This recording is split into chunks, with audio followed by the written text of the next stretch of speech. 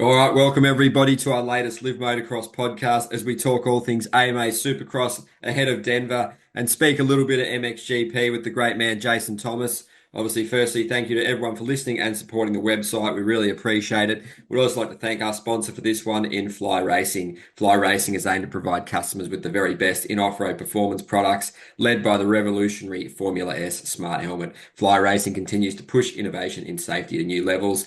Never before has style and technology blended together so seamlessly as the 2025 Fly Racing lineup. For more info, check out flyracing.com, your local dealers, and follow flyracing.global on social media. And cheer for all the athletes in the SMX and MXGP World Championships. All right, JT, how's life? And thanks for joining us again. The sort of climax of the Supercross season here with just 2 rounds left after another cracker in Pittsburgh, another great victory for Cooper Webb. So, how's life? And you're in Denver now, ready for the next one. Yeah, everything's good, man. Just we're getting close to wrapping this thing up. Yeah, just enjoying the series. I mean, last week it felt really pivotal and in multiple ways for both 250 and 450. There was just a lot of like kind of you look at the points, you look at the race, you see the results, but like the sentiment, the feeling of the series, it's like all those things you can't really quantify. There was a lot of change in that realm last weekend versus just results on paper. Yeah, it's looking like a really good weekend. We'll get onto all that. But firstly, wanted to get your thoughts on the Pulp MX Privateer Challenge as well. Really cool event. It's been going for a few years now. So awesome for the sport. Awesome for these guys that are so often the lifeblood of the sport. And I'm sure they really appreciate it. Brings a little bit of extra hype to the second last round, the penultimate round. So your take on it, mate. You'll be involved in having a few laughs and a bit of banter with the lads, no doubt. Yeah, no, it's something I really enjoy doing. I wish that something like this existed when I was racing. It's such a great thing, and the fans are really what make this whole thing go, right? It's of course they're trying to win prizes and trying to win Yamaha, but I think it's more than that. I don't even think if there was a prize at stake, I think you'd have almost the same participation just because the people want to support these privateers. It gives them a way to do it. They all know, like, most fans, or I wouldn't say most, a lot of fans, they race growing up. They know how difficult this stuff is. They know that these privateer guys are not getting wealthy doing this. So I think there is something to that. I think they like helping. This is a way for them to kind of give back to the riders who aren't making millions. And then you add in the Jerry Robin factor with Kyle Chisholm racing to support him, and there's just a lot of feel good that goes with this particular kind of exhibition race on Friday.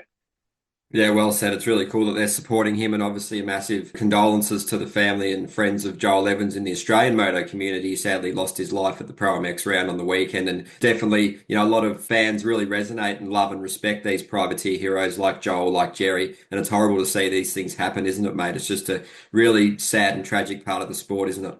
Yeah, it's the worst part of the sport.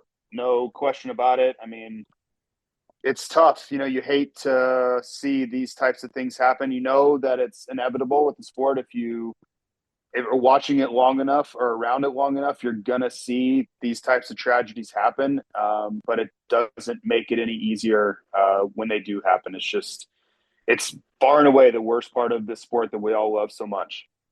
Yeah, absolutely, mate. Send our best to everyone there. On to the Denver preview as we tuck into the racing, mate. Obviously, your Racer X preview, high elevation, low traction. What do you got for us? Are the insights on the track this weekend? How's it going to play out? Obviously, you mentioned Cooper Webb needed to get it done in Pittsburgh, and he did so emphatically. So, Chase, these last couple play more into his hands, but it's probably a little bit too late now. But it's going to be awesome, mate. So, just give us your take on the track and what are you expecting in terms of fans turnout, atmosphere, weather, all that kind of stuff, too.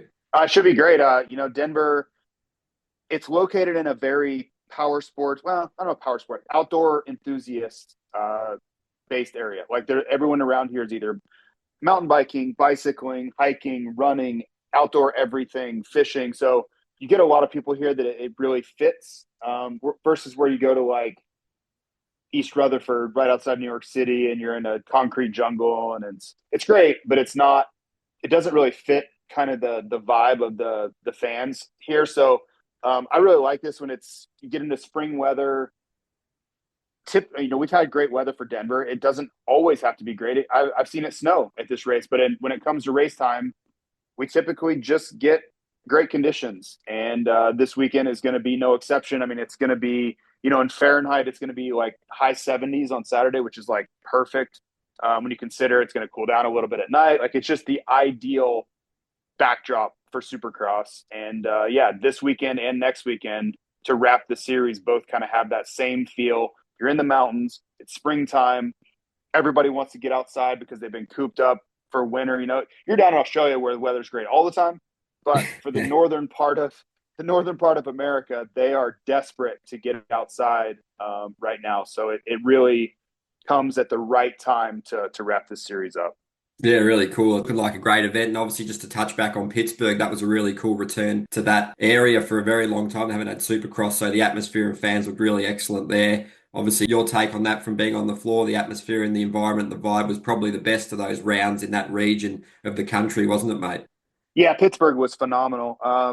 I knew as soon as I saw it on the schedule that it was going to be a great one. I don't think you would have been able to find many people that thought that Pittsburgh wouldn't be awesome. If you know the area, you know that MX Sports and Racer X and, they own the GNCC series, they own Loretta Lynn's, they own Pro Motocross. Like, they're an hour away. So you have this great motocross off-road based community right down the road. And they have been dying for a race in Pittsburgh since 1983.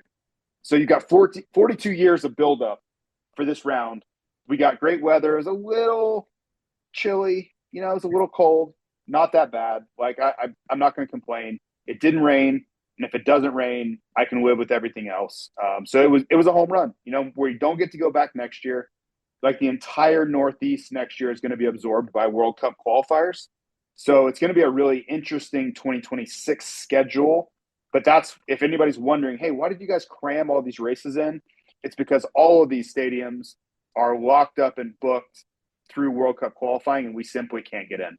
Yeah, it's an interesting dynamic. Obviously, me as a soccer rider, massively looking forward to that event, mate. But it's obviously changed the schedule a bit, so it'll be quite interesting to see what next year's Supercross schedule looks like for sure. And as we talk about the racing, obviously a really pivotal round that was in the title chase. Cooper Webb, just a supreme effort. He handled the pressure the entire race. He just showed again what an animal he is. And yeah, it's hard to see him losing it from now, but it was definitely an emphatic response by Webb after the week before Chase put on that masterclass to beat him by roughly 15 seconds. So he knew he needed the whole shot. He clinched it and he sort of rode a really, really smart race, negotiated everything. The lappers too, he was very clinical to get past them. So I guess a real mental and riding clinic and control, and sort of has the destiny in his hands, doesn't he, mate? So your take on Cooper Webb's race, really impressive, no doubt. Yeah, it was, like, it wasn't as make or break as Tom Bial, which we'll get to, but I really felt like, the race within a race stuff, the mental strategy and the back and forth kind of subliminal messaging stuff that goes on with these racers and goes on with everybody. It's just much more on the surface. It's much more talked about and much more paid attention to when it's for a championship. And, Chase had gotten on a roll, and he knew that if he won out, it was his championship. And there was nothing that Cooper Webb could do about it if he couldn't stop him. So for Webb, if you're looking at the schedule, you kind of know the dynamics, their strengths, their weaknesses. Like, that Pittsburgh track that was breaking down, the whoops weren't great for blitzing. That was a really big moment for Webb. And I'm a big believer. I've said on this show, I say it everywhere. When the door is open, when you have an opportunity, you have to take advantage of it. You have to walk through that open door, because there are going to be other times where the odds are stacked against you, or the track is really set up to benefit someone else's strength and your liability. So you have to make the most of things when you have the opportunity to. And that was this weekend. That was this spot for Webb. As I mentioned, Chase, we saw him stop blitzing the whoops. That's exactly what Cooper Webb needs. The track was breaking down and deteriorating. That slows the racetrack down, which is exactly what Cooper Webb wants to happen. It doesn't mean that Chase isn't good at it also, but if you're going head-to-head, strength versus strength, Webb would rather take that than a track like Denver or Salt Lake, where you have low traction. You're going to have to blitz the whoops I don't know, the Denver layout's a little different. You have like a flat 180 coming into him, so maybe that offsets it a little bit. But in any way you want to look at it, I think Webb knew, like, I have an opportunity here. I can change the math. I can knock Sexton off of this momentum he's got going. I can force him to basically change his outlook about stealing this championship if I can go execute. And to his credit, he did exactly that. He nailed the start. He rode mistake free. He didn't give Sexton an inch. And I don't even, to be honest, I don't even think Webb rode that well. Like, of course, he won. So don't get carried away, people listening. He rode well. It wasn't like an Indianapolis win where he just smashed everybody. It wasn't like that. I think he just managed the race from the front. And he didn't let Sexton get close enough to make a move, because there were sections where Chase was significantly faster than Webb, but Chase would make a mistake, and then he would screw up in the whoops, and then he would try to jump the whoops and screw up again. And Webb was just lap after lap after lap executing.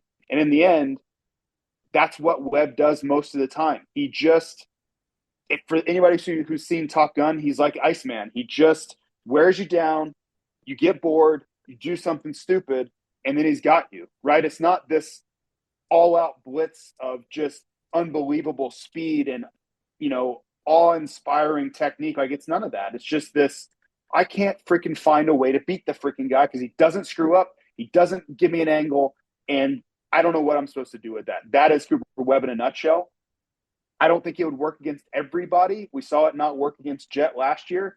But I'll be damned if it doesn't work against most of the people, and he's well on his way to being a 3-time champ because of it. Yeah, absolutely. Great insight there, mate. It's such fine margins, and it was really epic racing. Both men left it out there, but, like you said, Webb came up clutch. Chase just fell short. Do you think we would have seen a different outcome if Chase maybe got the whole shot?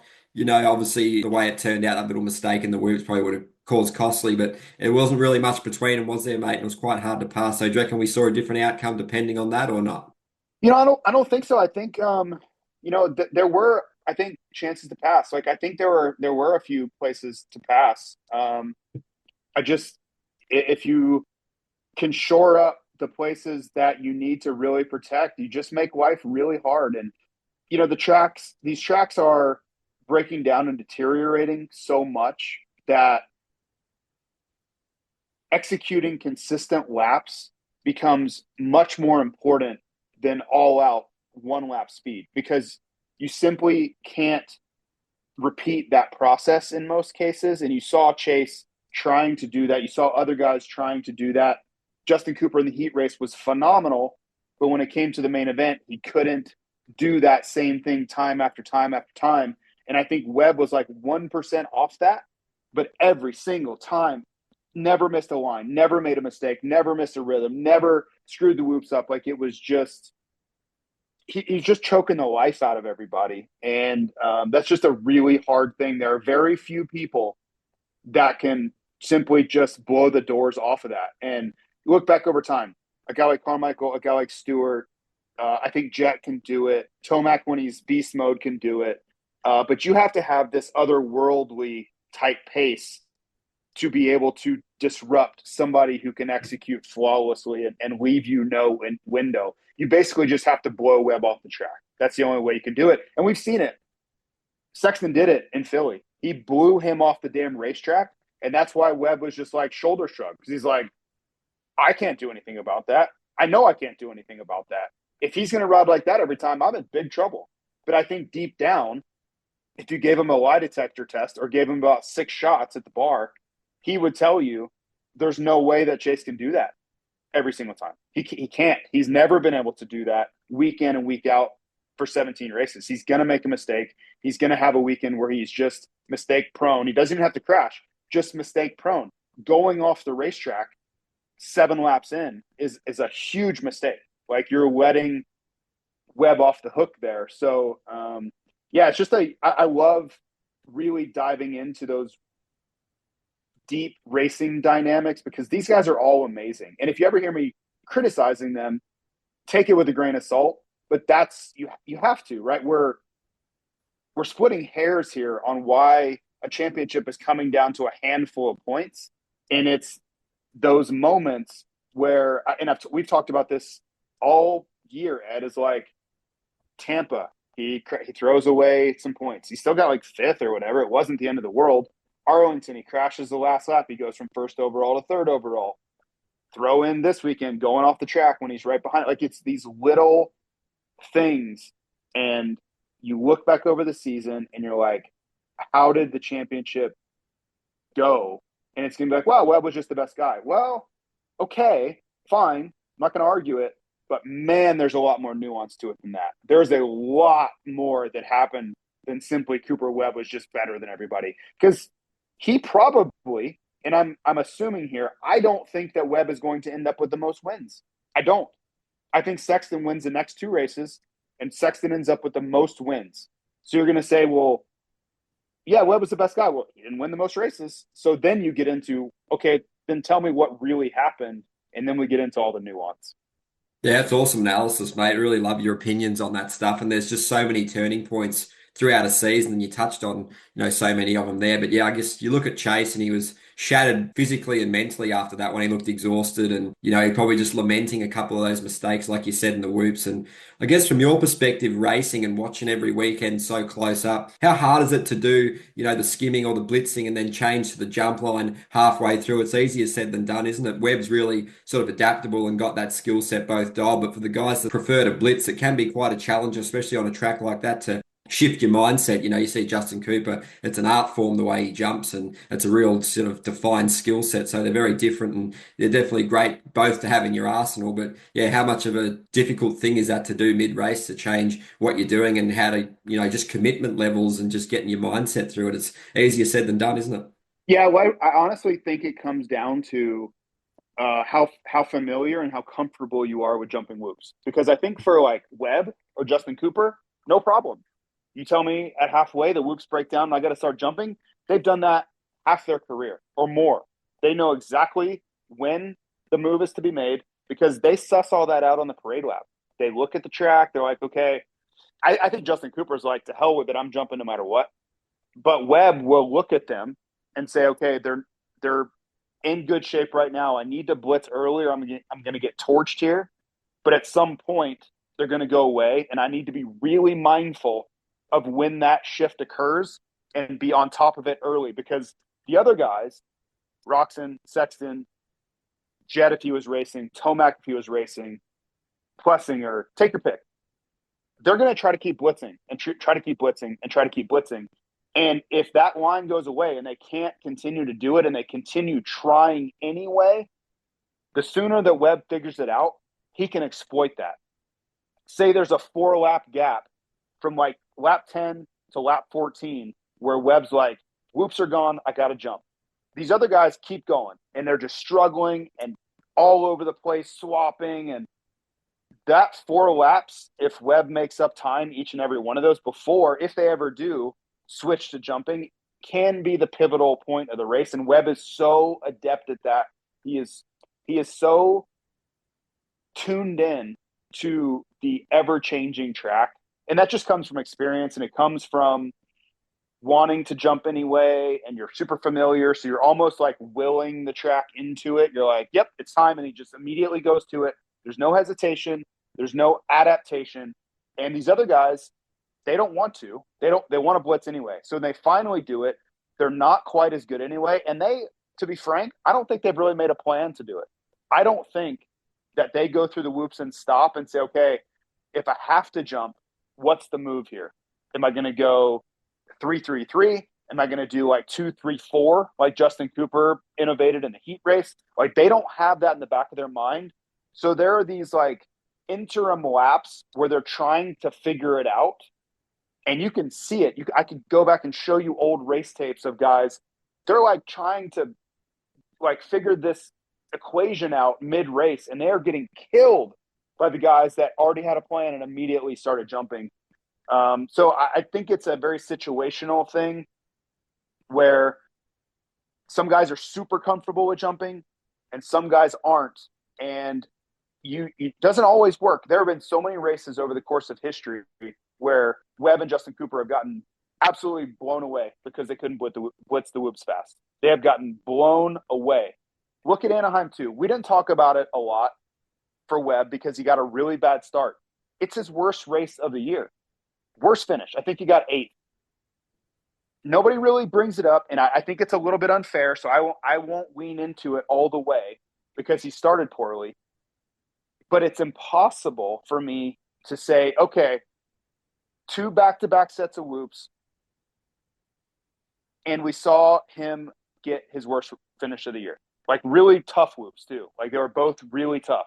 We saw what happened to Justin Cooper in them. He got, like, literally, they were about to blow his side panels off. People were going by him so fast in those whoops. That is a liability for those guys. Not most of the time. Sometimes.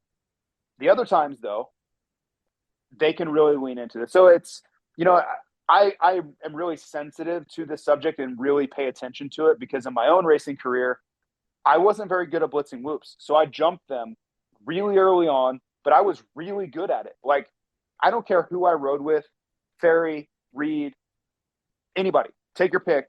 I could jump whoops. I could run circles around them jumping whoops because I had been doing it my entire life.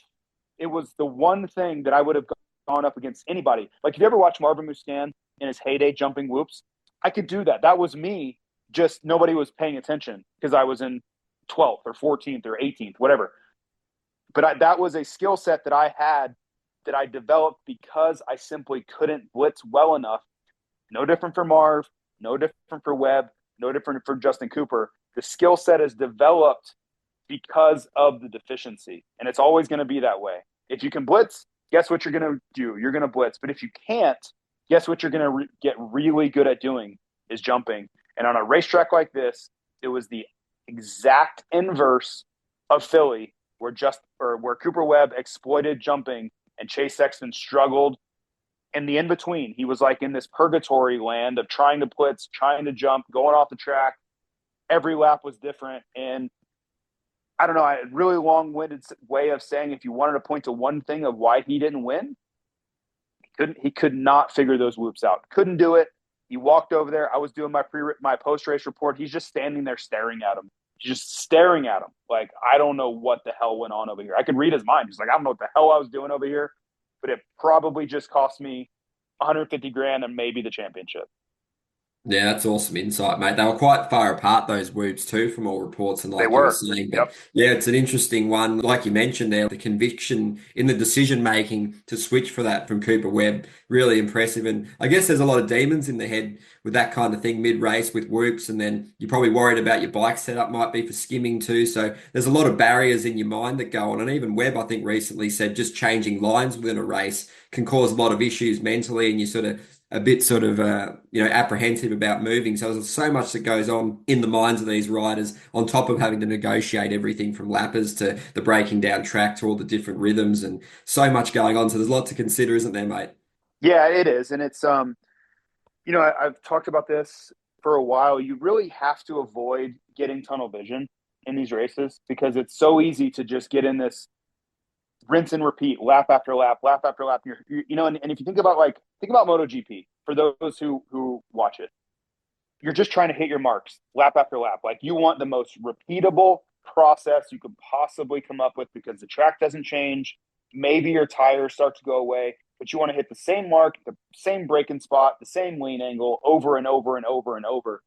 That's what they're trying to do. Well, you want to do that in Supercross to a point, but on a track that is deteriorating, you simply can't stay that locked in. You have to be looking around. You have to look at what lines are changing and what lines are coming in, and you have to be moving around a little bit. You have to expand your peripheral vision a bit. And it's a tough thing because it's almost counterintuitive. It's like you want to be locked in and just like, okay, I'm going to hit my laps and perfect laps. Yes, but you can't go to such extreme that if a line goes away, you're just going to hit it anyway. That's a great way to really have your lap times drop off because it only becomes more important when we go outdoors as well. Man, I wish I had like a telestrator or something to show on these podcasts because like Ricky Carmichael was the king of this. He would look at multiple lines on the racetrack on the parade lap. Okay, he would pick the absolute fastest line possible. It was often the roughest line, but he was so damn strong and so damn good. He could make the roughest line the fastest line, and oftentimes the roughest line is the fastest line because it is the fastest line. The most people are going there, right? It's very logical why it's the roughest is because it's either the straightest line or it people are going there lap after lap. So it gets the roughest. Well, he could just blow through that and say, piss on it. I'm going to make this line work. And he would extend the lead, get out front, and then you would see him, I don't know, 6 laps in, 10 laps in, 3 laps in, whatever his lead was, he would completely change his approach to the racetrack. He would be going around all the bumps. He would be way outside and sweeping in, miss all the bumps, drop into the rut at the last second and take off again. And he was okay with that. He didn't need to set the fastest lap time by 3 seconds. He could do the same lap times as everybody because he's already 20 seconds out front. So he would just cruise around. And I've talked to him about this. I would call him out all the time because he had this little trick on the parade laps where, say, a rut carried all the way through a corner, and on the exit it had like pretty nasty braking bumps, as they often do.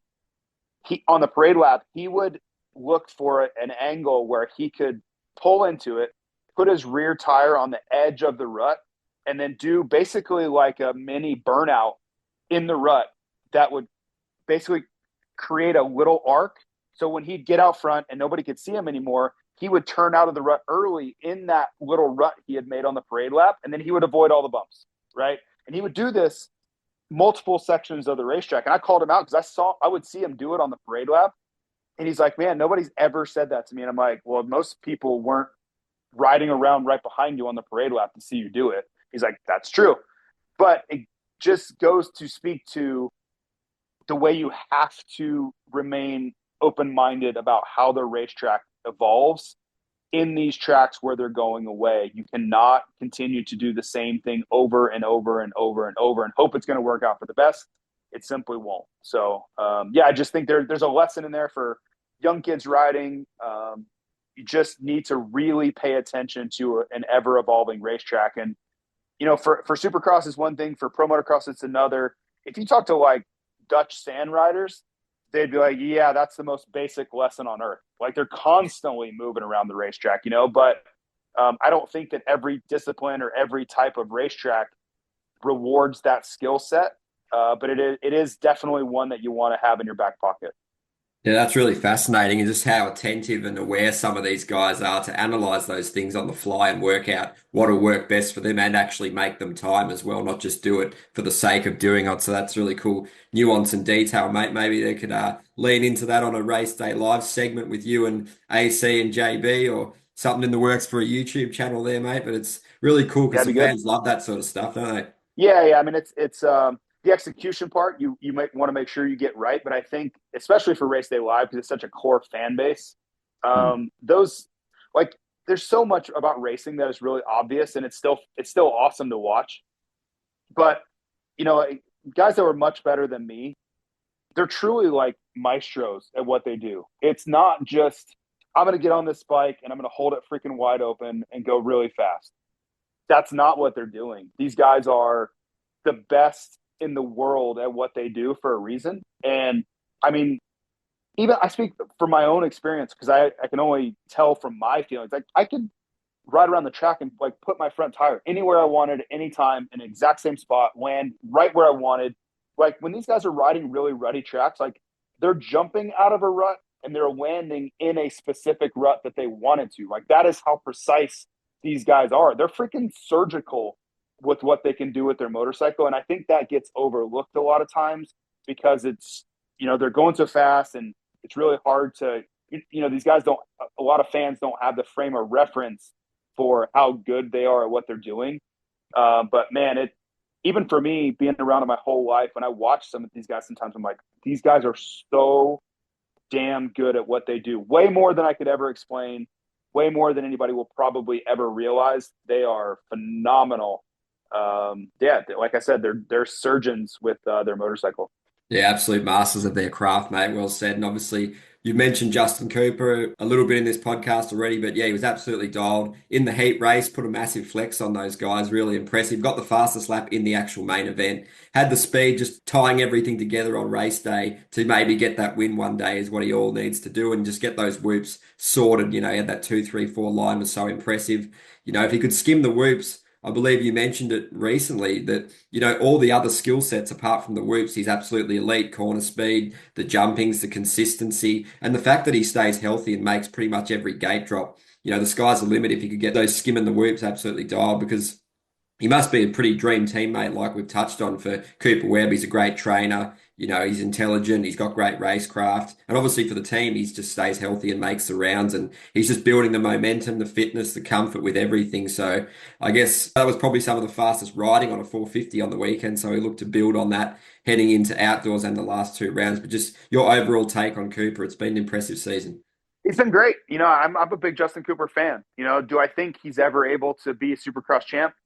No, and that's okay if you don't. If Jillian, his wife, or Justin Cooper's family or something hates me for saying that, that's okay. Like I'm a big fan of him. I just when I look at his skill set, the whoop deficiencies, I don't think you can win a championship with that glaring of a deficiency. You just can't.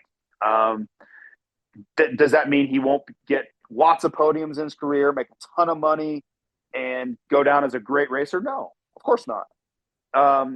But it's just one of those things where, you're going to need a lot of injuries for him to be truly in a championship fight because he is so far away from anything resembling whoop proficiency right now. And he's just going to get beat a lot on those weekends and beat badly. He's going to get fifths and sevenths and ninths on those weekends where the whoops are brutally tough.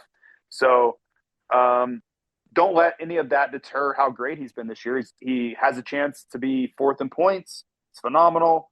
Podiums. He's got a new Star Yamaha contract. Like, there's a lot of positives here. I'm trying to look big picture at what the ceiling is. And I think being a podium contender is probably the ceiling. I think he will win a race in his career. I will say that. It's going to be tough. He's going to need injuries because I don't think he can beat Jet straight up. I don't think he will beat Cooper Webb often straight up. Maybe it could happen. Chase is simply better than him. It's going to be a tough ask, but in the right scenario, on the right track, it could happen. For sure it could happen. Yeah, it's going to be interesting to see. And obviously, just quickly, how do you see his outdoors playing out? Obviously, proving he's very elite and proficient operator in those AMA Pro Motocross races. So, do you see him in with the podium fight most rounds, or just around that top five? Yeah, I think if you gave the same field as now, I would have him as top three in points. But that's not what we're going to get. We're going to get Jet back. We're going to get Tomac back. We're going to get Hunter back. I don't know what Jason Anderson's doing or going to do. But we're getting a lot of talent coming back into this series with a vengeance, and that's going to make Justin Cooper's life a lot harder. I do think he will be on the podium every week, probably not, but he's going to be in that fight. The biggest thing for these guys, and AP, this applies to Aaron Plessinger, this applies to Justin Cooper, it did apply to Jason Anderson, it did apply to Justin Barsha, it does apply to Ken Roxon when he's racing. They have to be incredibly opportunistic. And that means when the doors open, guys get a bad start. Guys aren't feeling well. Guys are injured. The field is a little bit more depleted. You have to bring your best stuff because there's a chance there to get on the podium. And that's going to be really true for Justin Cooper. Like, if he can nail his starts and he can stay out of trouble and stay around the front, good things will happen to you. That's just a law of racing. If you continuously put yourself in good positions and you have good raw speed, which he does and has, good things typically follow. So that would be my advice to him is don't get caught up in the results. Just do what you do, and the rest will likely take care of itself.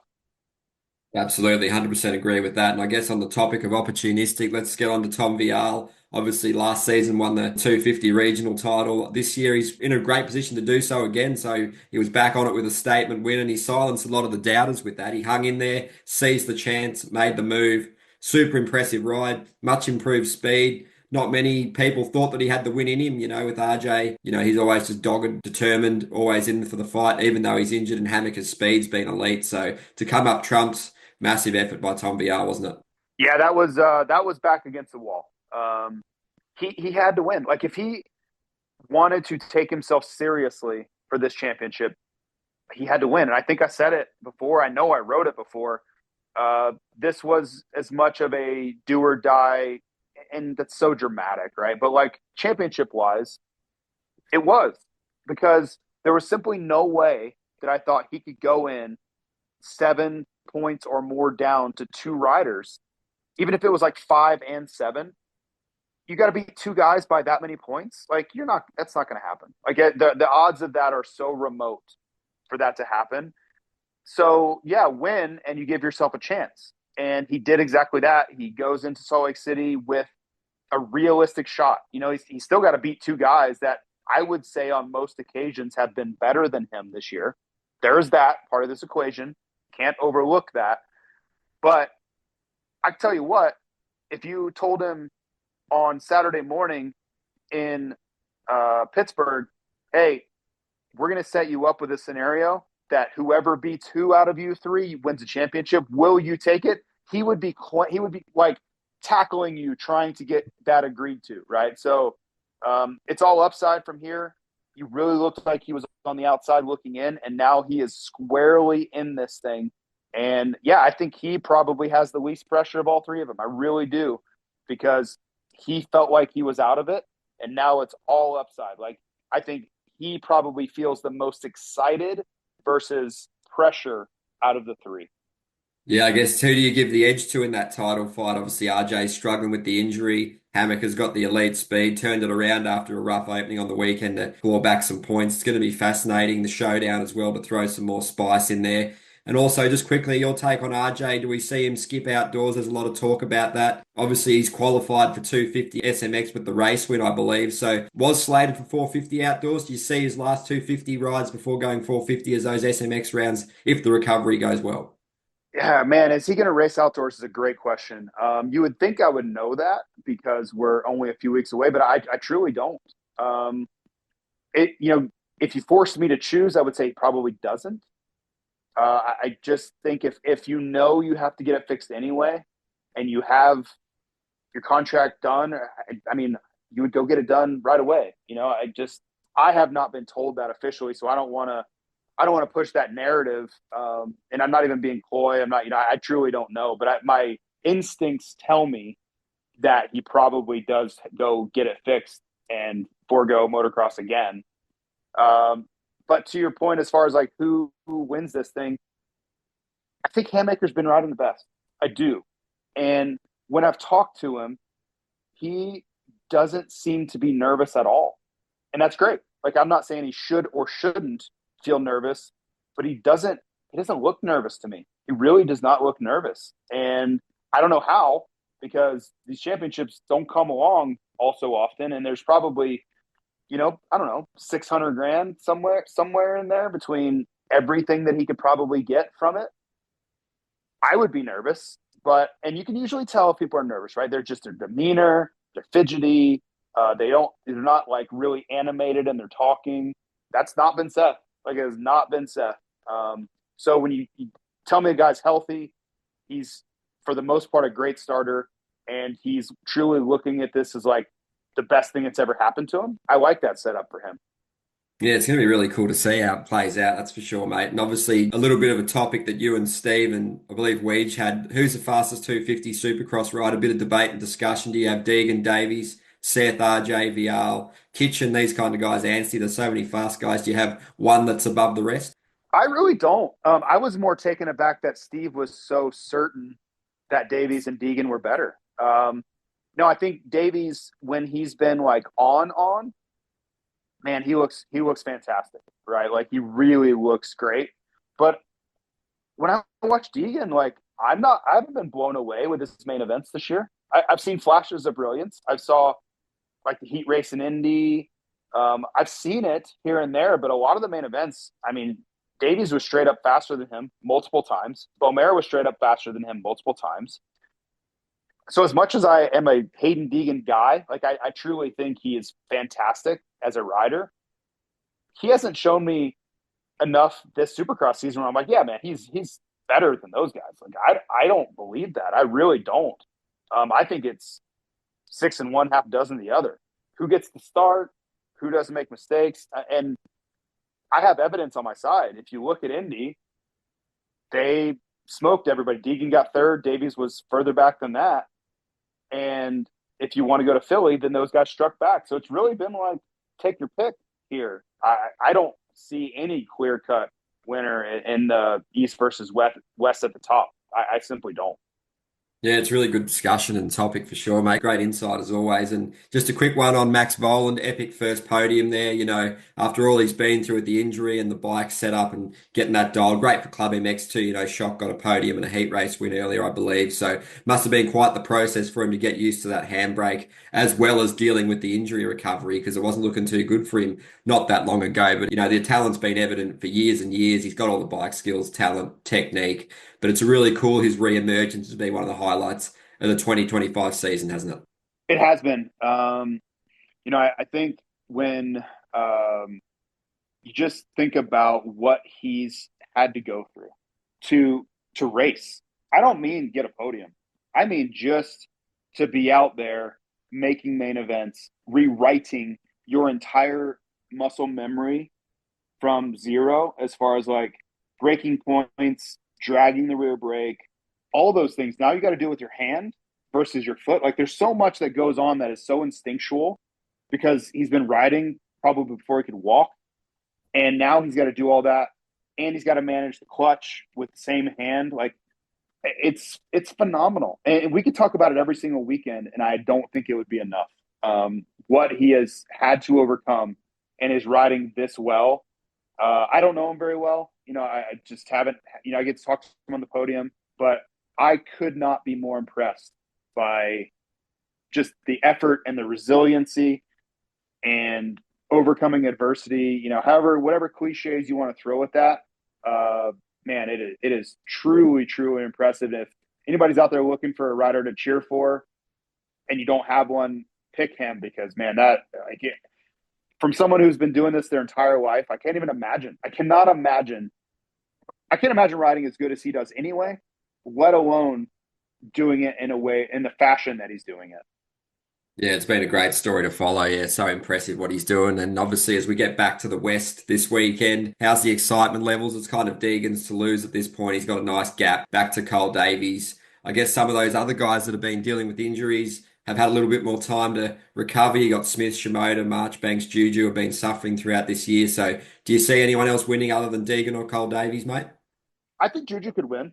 If you give me a healthy Bomera that's been practicing, he could certainly win. Hard pack track, he's going to be much better than he was like where we saw him in Philly, where we saw him in Indy.